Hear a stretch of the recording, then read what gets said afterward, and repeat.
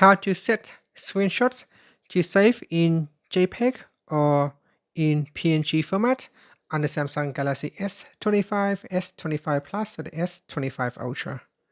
First, tap on the home button to return back to the home screen. And from the home screen, swipe down at the top to open up settings. Now in here, tap on the settings icon. Next, we then scroll down and then tap on advanced features.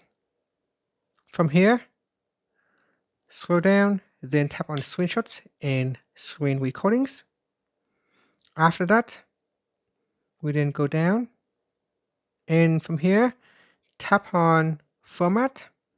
From the pop, you could choose JPEG format or PNG. So select one of the formats that you want to use. Finally, tap on the home button to return back to the home screen. Thank you for watching this video. Please like and subscribe to my channel for more videos.